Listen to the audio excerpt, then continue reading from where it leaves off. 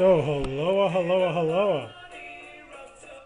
How's everybody doing? Welcome. This is 50 Pips, rocking and rolling. Here we go. So again, just a reminder before we start, the purpose of these webinars is to provide some free technical analysis in a learning context. So again, we're not making trade calls or recommendations. You and only you're responsible for the trades you may decide to take. And the fact that you're listening to this means you've read, you understand, you accept all the disclosure and disclaimers here.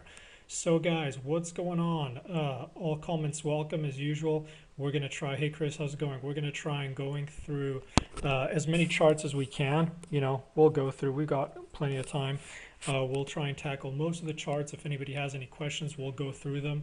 And even if you have questions which are not necessarily chart related, which are pertinent and which I think could be interesting to other traders, feel free to ask, and I'll try and tackle as many of those questions as possible in the allotted time. So what's going on here? 13/07/2014. As we're going into next week, keep in mind it should be an interesting week going into Monday. So apart from the fact that it's a French bank holiday, there's not a lot going on. We've got Draghi speaking, but that's towards the end of the day. I thought it was at the beginning of the day, but it's actually towards the end of the day, 6 p.m.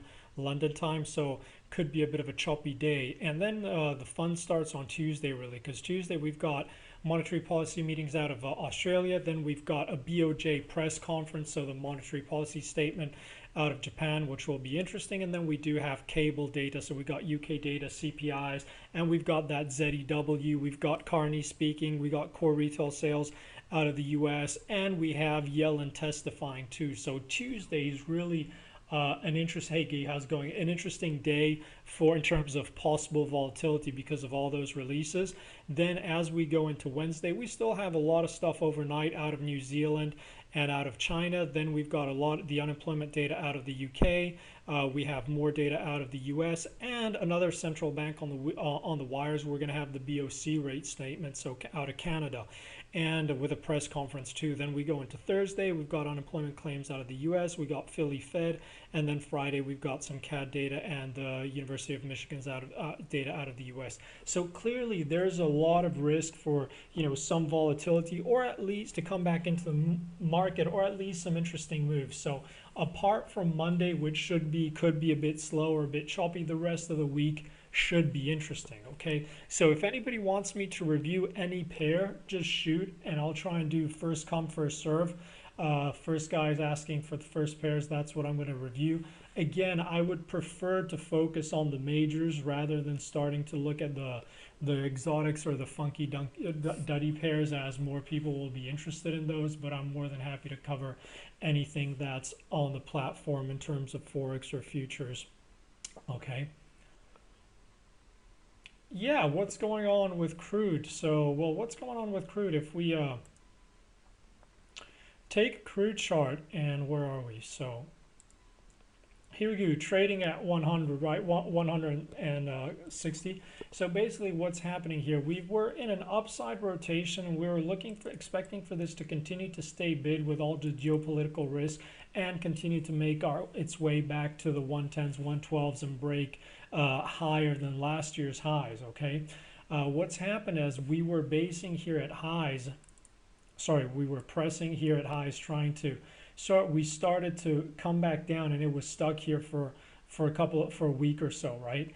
About 2 weeks, something like that. So, and what we said is basically the 105 was the pivotal level. Look at the 105. As long as the market can't get a daily close below the 105, and you see all these wicks here we're trying to support, what we expected was this to move after this aggressive move higher, to move up in extensions to try and take out the 108 and move into that 123 extension target of this current move. However, what's happened is we broke below the 105, and that's why we had our two lines. So again, this is an interesting, the way you read these charts that I'll post on the blog, when you have a line with two arrows, it just means that's a big important level, most likely on a day close above bullish, below bearish. Okay, So what we saw here, as long as it held a bid here, then once it started to get a daily close below the 105, you see here we started to get closes. What we said is, well, then most likely this will try and make its way back down into the 101, 101.50s, or at least into these two moving averages. We got the cross. This is the 100, this is the 200 moving average, and we would expect a break here to basically cancel out the option that we would move higher in extension from here, and that we would see a retracement back into this whole zone where we had the confluence of the two moving averages and the 50 back of this most recent move. And that's what's happened here. We've moved right back down. So if anything, this is an interesting support zone, and I'll be very interesting to see how this trades into this week. Again, it could be very choppy, but look at these 99s, 100 levels, see how price reacts going into the week. Yeah, exactly. The way we would look at this is for this upward rotation to continue to hold. We'd expect this to catch a bid here and not trade below the 200 DMA. What's interesting here is that we broke this whole series of higher lows, so it's clearly holding heavy.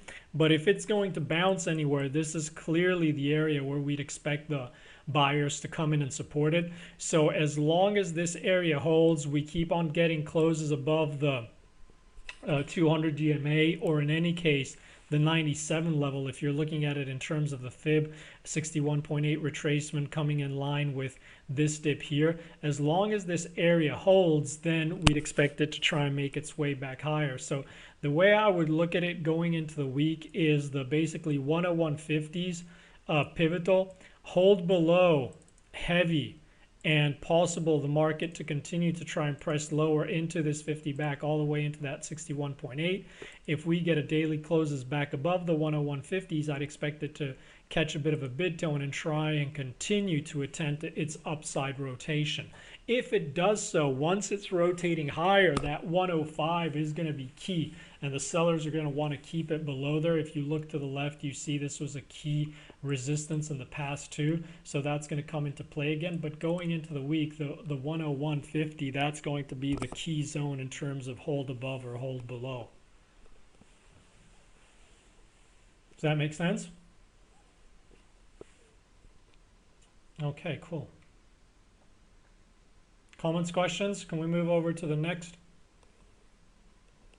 Looks like people looking for euro, so we'll do euro next. Okay. So what's happening on the euro chart? So let's get that euro chart. Most of you should be familiar with this. This is a chart I posted on the blog too. And basically what's happening here is we've got three key levels, and we're chopping around inside a broad chop range, which is also being contained, market has contained through the ECB meetings, etc., etc. And what that range is basically the 137, 135, 136, smack in the middle. You know, a lot of people talk about option play around those levels. We're not too concerned with that. We're just focusing on the levels. The levels will guide us. We don't need to have any other information really. And the point here is that as long as we hold inside this area, it's what we would say is don't get confused by velocity of move inside range. What that means is that price can move extremely quickly inside this whole zone, but unless we get a daily close above the 137.00, or unless we get a daily close below the 135.00, this is broadly still trading in a chop range. It could be the range for the summer. Who knows? We'll have to wait and see. But not a lot has changed. We like to say much to do about nothing, because that means that in terms of the bigger picture, not a lot has happened. So a lot of newer traders can get confused with this kind of action because it looks like price is moving very aggressively. So the classical mistake is when price is pressing down, getting short at lows, or where price is pressing high, getting long at highs. The point to understand here is that this is a choppy range, and as long as it stays inside, most likely, you know, the edge will be in playing the range. Now, if you look at it in terms of a bigger picture, What is the market telling us? Well, right now, after the first press down, you see market tried to break higher. This was on ECB meeting. We couldn't, came back down to test these lows and couldn't break lower, right? So what started to happen here is we started to put in a series of higher lows. And we started to rotate all the way higher until, and again, making higher highs, until we took that stab to break the range to the upside. This was the key base we broke down from. So a lot very important previous support that will act as resistance now. Impulsive move back up, and now, bam, it got sold off, so the range is still in play. Now, on this sell-off, broadly speaking, what is happening is bids are coming in at the mid-range at that 36.00, and right now the market is trying to hold a series of higher lows here after the market saw a lot of whippy action and what we believe is essentially low liquidity chop, right? So the way I would look at this here going into the week is expect this to be choppy around the 36.00, but as long as we don't take those lows out, right? And you can see basically we had the market coming in trying to support. But in terms of shorter term intraday technicals, right? As long as the market doesn't start to trade broadly speaking below those 37.75 levels, expect this to continue to try and rotate back to the upside, right? If we take that level out intraday, then most likely we will see the market trying to take a stab at those lows again.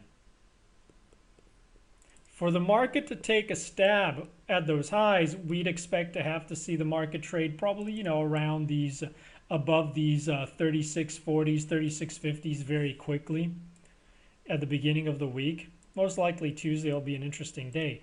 But you see what we're putting in is we're putting in ranges inside ranges, but it's very, very choppy. The point is here, the shorts, why is this also very choppy here? Because most likely in terms of bigger players, the bigger shorts have already made their bed, right? Bigger shorts probably already short all from those highs, have added, and really on this aggressive move down, if you're short on this move down, there's really no incentive for you to aggressively cover your shorts as long as you don't start to see the market breaking outside of this range, taking out these stops and squeezing much higher. As long as it's choppy, you probably don't have to review your current assumptions, or most likely the shorts haven't, okay? On the long side, most of the longs have probably bought, right, bigger players, or just in terms of the action on that ECB meetings, the longs have started to build the positions here after we failed to take out these lows and may have been buying back down on all the dips. But again, unless we take out these lows, unless we take out the 35.00, there's no real reason to change your mind, if you're already long here. So the point being is the bigger players, the bigger positions, long or short, to be challenged, we need to get breaks outside that 37.35. If not, it's much to do about nothing. What's going to happen inside this range most likely is intraday traders, shorter term players, or weaker hands are just going to get chopped up, stopped out a lot. But unless we break outside, most likely we'll continue to see very, very choppy action, because in terms of the bigger picture, the case for the short and break lower below 35.00 is completely still in play, and the case for a base at 35.00 and a move right back into yearly highs 139, 140s is completely in play unless we take out those 135. So message is, don't be surprised if we're choppy, and as long as we're inside this range, it's going to be very difficult to see an aggressive move, either continuation to the short side or continuation back to the upside. Does this make sense?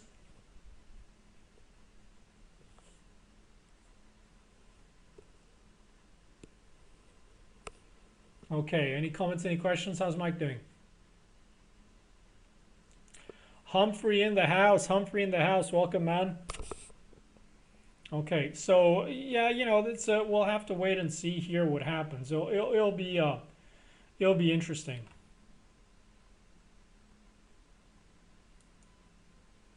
Next pair, Humphrey, you just got in. I'd probably suggest you watch the recording because we've just done about 10 minutes on Euro. I think it's probably an interesting discussion for you. If not, you'll get it tomorrow. No big deal. Euro JPY, a lot of people talking about what's going on Euro JPY. And again, the market's tricky simply because keep in mind the context. We haven't had a lot of volatility. Everything's staying on it pretty much in ranges, and there's a lot of false breaks. So that's why things can be a bit tricky, but you have to understand that sooner or later the market will start to move. But you can't overtrade it, or you can't try to force it because as long as it's going nowhere, it's going nowhere, right? Yeah, I suspect a lot of people have got this on and the World Cup on the other screen, right? Okay, so what's happening here is we talked about the fact that EJ is chopping around this 200 DMA and not a lot is happening. And so what's happening is we tried to press lower and we got a false break to the downside for now. It gave some interesting short-term long opportunities here. This little break outside of the range, bam, positive close, little fake out to scalp some to the upside. But broadly speaking, pressure is still on here, right? And pressure is going to be on as long as we hold below this 200 DMA, as long as we hold below the 138.90. So for pressure off, we need to see this trade back above the 138.90, so 139 level. So what to look at here going into the week is clearly watch what's going to happen. Are we going to take a stab at taking out those lows very early in the week and get some traction to the downside? And in this case, if we trigger stops and we get some Momo and the market can attract new sellers at lows, expect to see this try to accelerate all the way back into the 136.20s. If we can't take a stab at those lows quickly at the beginning of the week and those lows from last week hold, then I would expect the market to try to retrace its way back into the 138.90 level. But broadly speaking, still choppy trade, heavy below that 200 DMA. Not a super interesting chart unless it's for some kind of tactical intraday scalps. It is what it is, right? It is what it is, really. Okay. And that really translates also to USD JPY, right? If you look at USD JPY in terms of a bigger picture, broadly speaking, not a lot is going on, right? What's happening is just stuck there.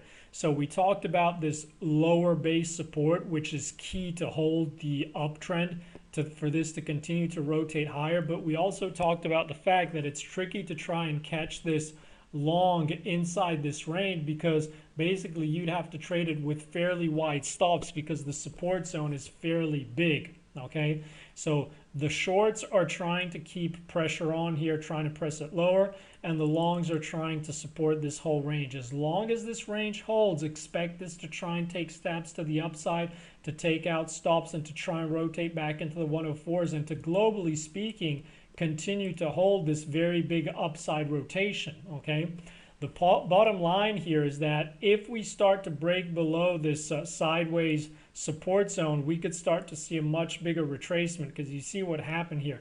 It started to fail to hold all those higher lows, and now the shorts are keeping pressure on. So it's a key zone, but what you have to understand is that it could stay in the whole blue area. It could be very choppy, and it's very tricky to trade tight inside that range. So if you look at it in terms of, I think we have another chart here, you can see similar kind of action. Right, it's hovering around that 200 DMA. There's very little edge. We've discussed this whole 102.60 into 160, 170 zone is very, very choppy, similar to Euro. There's not a lot to do inside that area. It's very easy to get chopped up. I'd much rather, try to fade breakouts to the upside or to the downside than try and engage inside this very, very choppy range. Okay.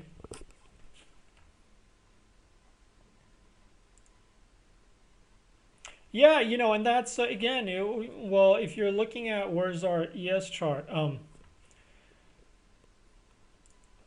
If you're looking at the ES here, you know, we discussed the fact that it was just very choppy, that would it be healthy for this to retrace? Sure, it would be healthy to retrace. Here we have three moving averages, which are the classic ones we have on the daily, which is the 50, the 100, and the 200, just for reference. And the whole only reason here is to show people that this could easily correct back down, you know, into the 1910s, into the 1880s, and it's still holding the uptrend, right? So the message is don't get excited if we start to roll a bit, shorting lows, thinking it's the end of the world. This is still in an uptrend, and again, it can continue to be irrational longer than you can stay solvent. We still believe it's going to try and make its way back to the 2000, not back, all the way to the 2000 level and continue to press higher. But we firmly believe that it would be healthy to see some kind of retracement, okay?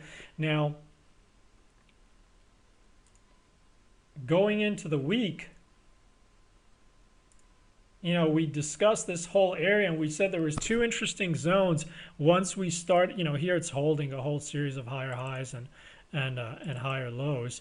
So here, what we discussed when we were selling off, we said, you know, we're clearly looking for, even on last Sunday, we're clearly looking for opportunities to get short, but we don't want to be pigs about it, right? So what we said is on the move down, keep an eye on the previous resistance acting as support. So we said there are two levels once we started to move back to, which, you know, would be targets on shorts, would be basically that 59 and then those 49s, and watch action there. So here we had this initial move back here. Market tried to support, little move back up. Shorts came in, shorted the retracement continuation, bam, very technical into 1949s. And you see what's happened here, bam, into this previous resistance that acted as support and resistance. Market came in and aggressively bought this. So going into the week, what you have to keep in mind is that unless we trade early, or we start to get traction, maybe post-Yellen, who knows, below the 1949s, it's going to be very tricky for this to continue to sell off. So look at that as the basically downside support for the week. Look at those 1959s as basically the pivotal zone, and then it's all the way back into those highs. So as we start the week, as long as we hold below the 50, above the 59s, expect this to continue to try and take stab higher.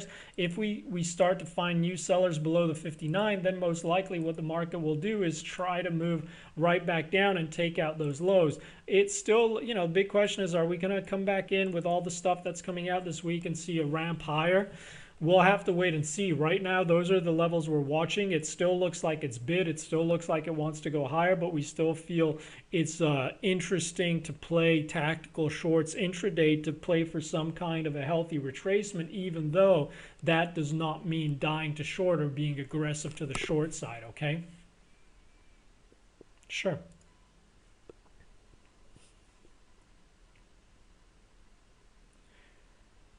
Yeah, sorry I missed that. I saw you asked for it. And gold, I'm not, you know, shout out to Miss Gold. And what's happening here, gold is holding this upside rotation. So we're talking about for a while that we were expecting this to go back down, back up into the 1300 and make its way back to 1350 as long as we got that close above that 200 DMA. And, you know, very classical action here. Broadly speaking, it's a bit of a choppy trade, but here we saw came back down, very tricky action here, started to get sold off, and basically inside this mid-range we've got here, 1250, 1300, 1350, we got aggressive buyers coming here, and we said, okay, this is where they're coming in. Most likely we'll try and get a ramp up into the 1300, and that's going to be the pivotal zone. If the shorts come in, smack it down at this 200 DMA, hold it below the 1300, we can't get a daily close, we'd expect this to come right back down and take an aggressive press here. But as long as we move above and hold above, we'd expect it to rotate back into the 1350s, right? So you see incoming move. We got that aggressive move higher, daily close above, and never really looked back, and it's slowly making its way right back up to the 1350. So going into the week, the way we're looking at it in terms of range here, now we're looking at a possible range shift, 1400 high, 1350 mid, 1300 low. So as long as we don't trade below, we'd expect the range for the week to look something like base, mid, high, looking for this to try and continue to rotate higher. And, you know, with the risk on the equity side that we haven't seen a healthy retracement, sometimes it's equities of looking a bit shaky. We start to get some acceleration to the downside. We'd expect the metals to stay bid. And globally speaking, you know, especially if you get that bigger, healthier correction, we'd expect gold to try and make its way back up into the 1400. You know, keep an eye around that 1350 as a pivotal zone, but that's the way we're looking at it, right? And it's not dissimilar to what's going on silver, right? Not dissimilar to what's going on silver. Once we broke above those 1250, above that 200 DMA, it's holding. All those dips keep on getting bought, and it looks like it's trying to make its way back into the 2220s, and that will likely be the next pivotal zone. So pretty much in line, you know, not as we've been discussing for quite some time. Okay, any comments, any questions, any chart we haven't looked at, any chart anybody wants to look at? So far I've covered all the charts people have asked for.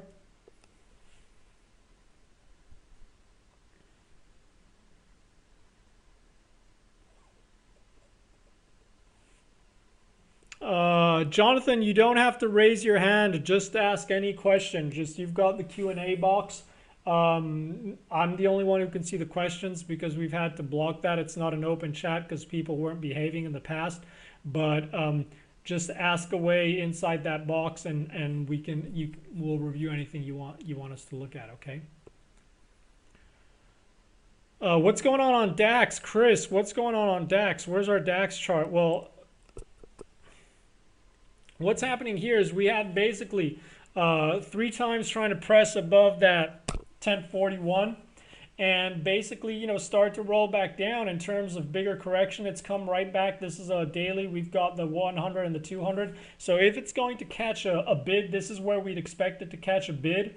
So, you know, expect to see the sellers trying to short any bounce back into those previous supports that will likely act as resistance. And as long as those previous supports act as resistance on any bounce, it should continue to stay offered. However, you know, if it's going to bounce, this is where we'd expect it to try and find some kind of traction, right? So I would be a bit cautious about shorting lows aggressively. I'd rather wait for retracements.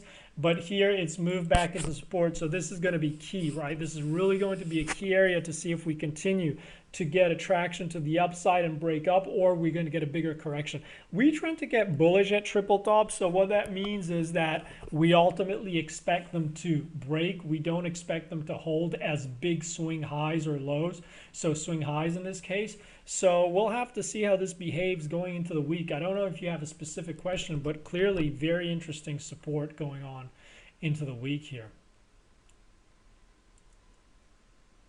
CAD, what's going on CAD? CAD, you know, pretty much on the mark, right? What we said is it was coming back down. And what we said is keep an eye. If this is going to bounce anywhere, if you look at this from a weekly perspective or a monthly perspective, there's a very aggressive support zone where we'd expect buyers to come in if they're going to come in, right? And that zone was the 107 into the 105s, right? Also, the reason why, you know, talking to guys on Twitter too or in the room saying is it's just not that interesting for me because the zone's too big, right? It's a very big zone, but it'll likely be an interesting area to keep in mind because if we break below this area, what we'd expect is we'd expect to see interesting buying opportunity here at the basically confluence level of the 50 back of this whole move off lows and these two moving averages, the 100 and the 200. So this is going to be a very interesting zone, support zone if we come back down into it, but it's catching a bit ahead of it. So right now, the big question is this area to the downside, Jonathan, being front run? And are we going to move up in extension from here? Are we going to move in aggressively all the way to new highs if we put in a swing low? Or is this just a little bounce for a move lower and we still have to make our way back into that multi-confluence support zone? That's the big question. And similar to DAX, what you want to keep an eye out for is you want to keep an eye out for on how we behave at any of those interesting supports. If those continue to act as resistance, if the market continues to sell areas back into that. So I would expect the shorts to try and come in and cap it on any press into those levels to try and move it down. So broadly speaking, you can look at that top level as a 108.60s, right? And so if the market can manage to keep it below there, I'd expect it to continue to try to trade aggressively back down into that support zone. If we trade back above, then I would expect this to try and make a run back at highs. So what you'll probably also see in terms of all the analysts going into the beginning of the week, you'll probably see a split camp between the guys saying, okay, we've put in a swing low, buy, and other guys who are going to say just short, this is just sell any rally. So that's probably what's going on. It'll be interesting to see how this behaves. It's not, for me, it's not a pair that's too interesting to trade here. For me, it's not cheap enough to buy. It's not expensive enough to sell, but that's just the way I'm looking at it.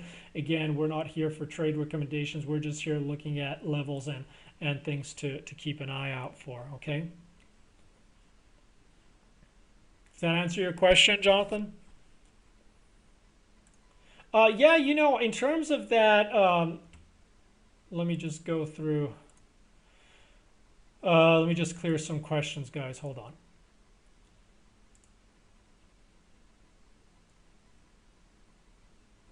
Mike, really, we'll do that tomorrow. There's no change in that chart. Exactly the same as we discussed. We'll do it tomorrow, okay? Because I don't have it on this platform, that's all.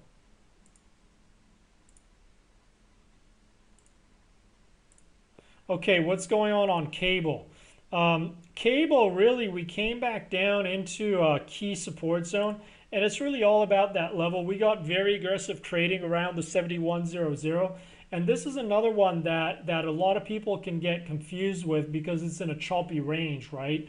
So basically what we're looking at is upside rotation, continuation of an upside rotation, very aggressive chop to the upside. There's very aggressive chop all the way between basically the 171.70s and these lows. Basically, that's just the protection of the 172 level, right? Market just protecting that level. And so what you want to look at is you'll see a lot of people saying that's it. We've put in the top on cable. We're rolling back down. We're going to correct back into the 169, 165, etc. And you'll see some people saying just buy any dip because this is still big, right?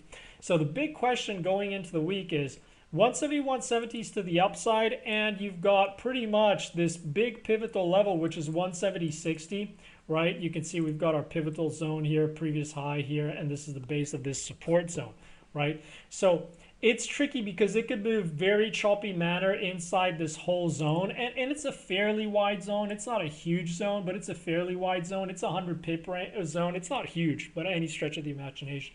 So why it's tricky is because people tend to get excited to the short side when it moves back below the 171, but there's nothing that exciting about it because there's a lot of support all the way into the 170.60s, okay? And people tend to get excited when it bounces back above the 171, but clearly sellers are still there, right? So it's similar to our long discussion on euros that it's stuck. Much to do about nothing as long as we stay inside this range, and we need to get a breakout outside this range. Now, we've got a lot of UK data. We've got Carney speaking. We've got a lot of EU data this week. So I would expect, hopefully, maybe that's wishful thinking, but I would expect to see attempts to break outside of these ranges this week. And if we break back down to the downside below those 70.60s, then I would expect the market to try and take a stab back down into this previous resistance, basically possible quick 60 pips to the downside back into the 169.90 level, right? And this could open the room for a bigger correction, right, back into the 169 level. This is going to be the pivotal zone, the next pivotal zone if we break to the downside. But again, if we can't get back below that 171 to take a stab of those lows, don't be surprised to see market going right back up into those 170s. And most likely what's going to happen is that the data is going to guide this week, okay? Does that make sense?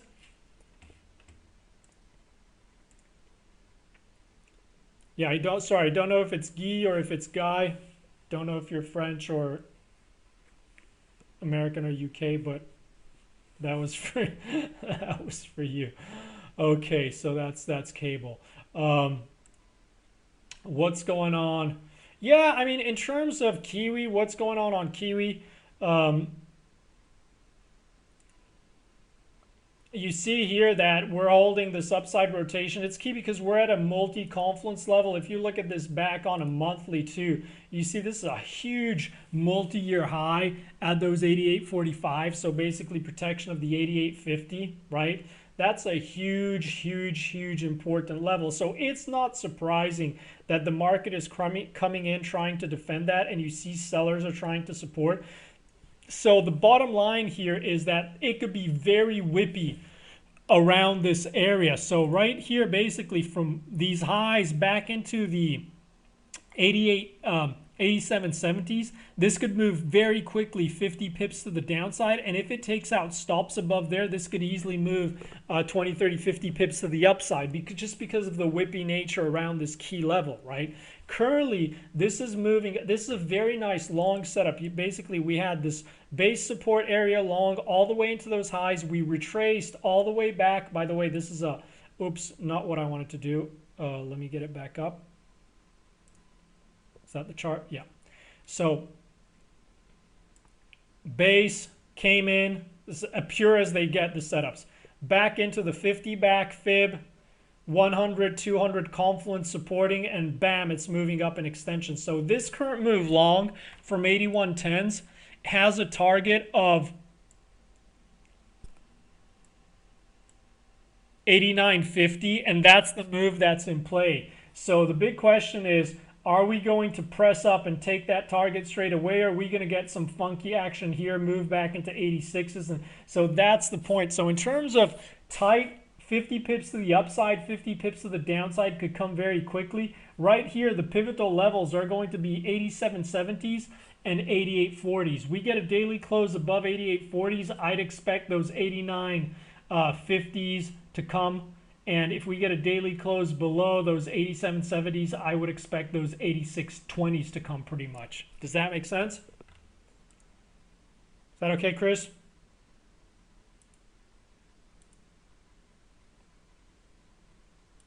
Okay.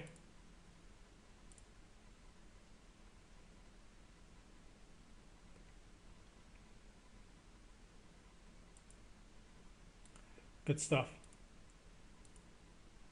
Yeah, Alex, Aussie, what's going on Aussie? I don't think Aussie's particularly interesting, basically because, well, we'll look at the chart. What's going on Aussie? Do we have an Aussie chart here? Or am I going to have to draw up a blank chart? There's the Aussie chart. Okay, so what's going on here? This is holding an upside rotation. It looks like it's still holding a pretty good bid.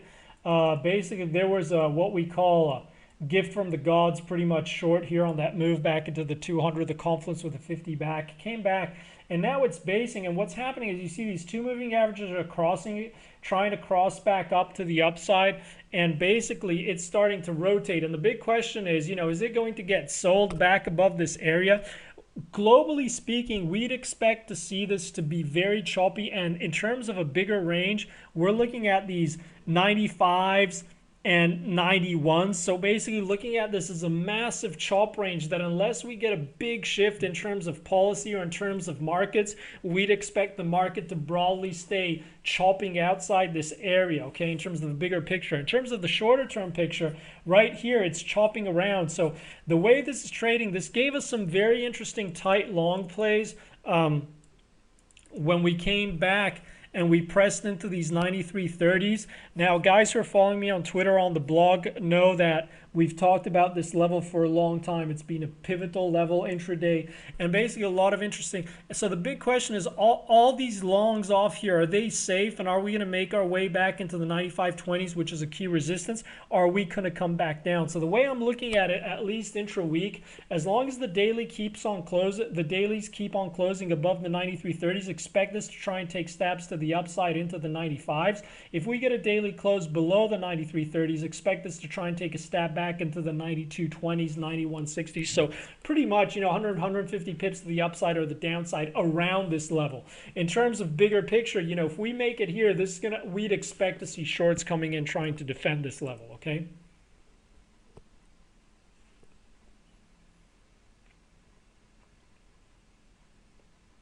Make sense? Okay. Yeah, in terms of Euro GPB, not a lot is going on. It's really not a chart that's too interesting for me. We'll look at it, and it's just, let me just get onto a bigger picture. Basically here, we're looking at this to stay heavy, and we're in two big cyclical moves that can be seen on the weeklies or on the monthlies. And basically the two blue boxes are kind of what we call gift from the god shorts. And basically this was the first move back down in this descending trend line. Bam, the 50 back gets sold, right? Then down into extension, market moves right back up into the next 50 back, into the next descending level, and gets sold here again, puts in a double top here too, and is continuing right down. So these current moves here are pointing to a retest of 71.50s, and on a break we're looking for the 123 extension of the current move that's in play from 87.70s. Guys, keep in mind this is a monthly chart. From the short from 87.70s, we're looking for this to complete into the 72.60s, 70s. So that's the point, okay? So this is the bigger term picture. Now that doesn't mean there aren't intra-week, intra-day scalping opportunities in this lower end of the range, but broadly speaking, the outlook is still, in terms of a cyclical and structural point of view, fairly bearish on this, and we expect to see more downside and at least test back into the 77.30s, 77.50s, right?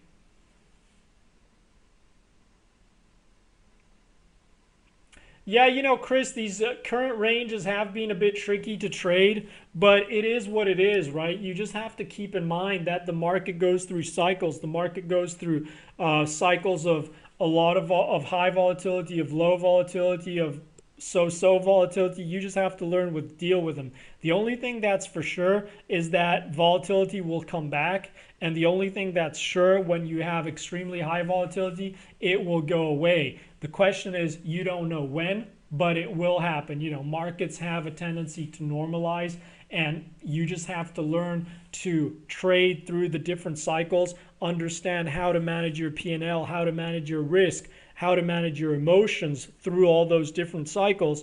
And it just comes with experience. Nobody's born with that. It just takes some time, right?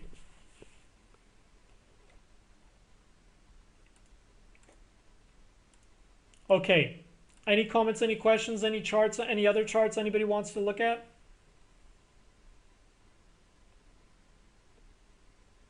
I suspect a lot of people are watching the World Cup too. People busy on both sides, but I think we covered a lot of pairs, right?